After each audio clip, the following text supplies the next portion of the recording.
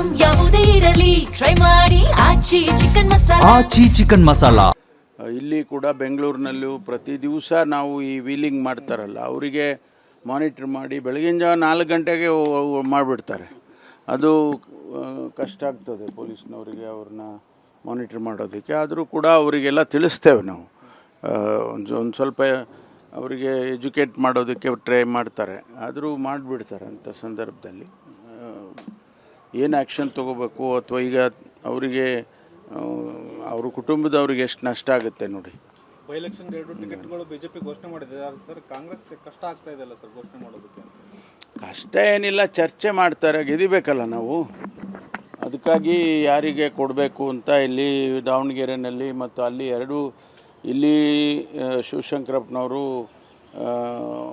ಅವರು ತೀರ್ಕೊಂಡಿದ್ದ ಜಾಗ ಅದು.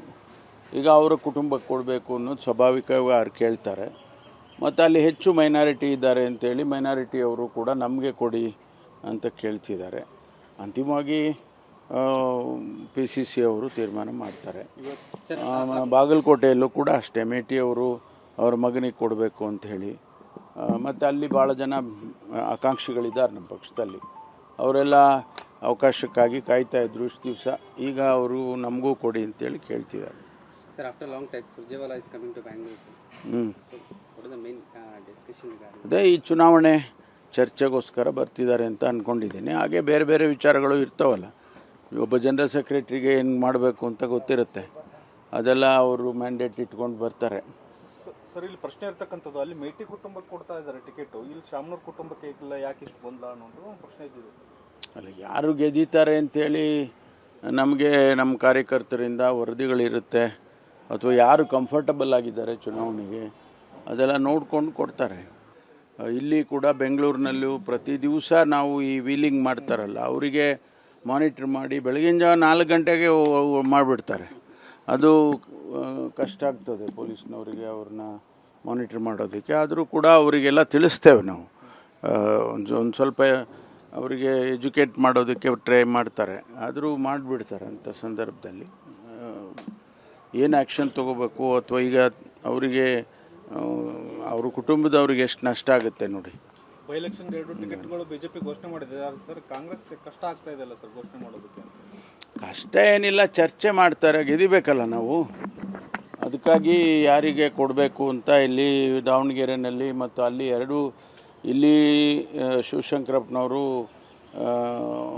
ಅವರು ತೀರ್ಕೊಂಡಿದ್ದ ಜಾಗ ಅದು.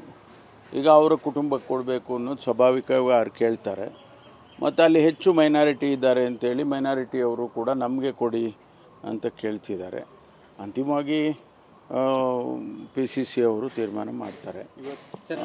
ಬಾಗಲಕೋಟೆಯಲ್ಲೂ ಕೂಡ ಅಷ್ಟೇ, ಮೇಟಿಯವರು ಅವ್ರ ಮಗನಿಗೆ ಕೊಡಬೇಕು ಅಂತ ಹೇಳಿ.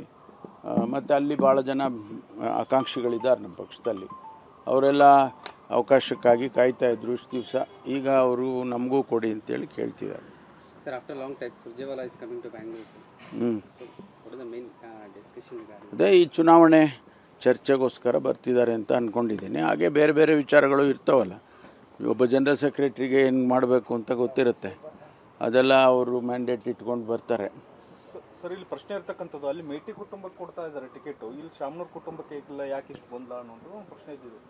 ಅಲ್ಲ, ಯಾರು ಗೆದ್ದೀತಾರೆ ಅಂಥೇಳಿ ನಮಗೆ ನಮ್ಮ ಕಾರ್ಯಕರ್ತರಿಂದ ವರದಿಗಳಿರುತ್ತೆ, ಅಥವಾ ಯಾರು ಕಂಫರ್ಟಬಲ್ ಆಗಿದ್ದಾರೆ ಚುನಾವಣೆಗೆ ಅದೆಲ್ಲ ನೋಡ್ಕೊಂಡು ಕೊಡ್ತಾರೆ.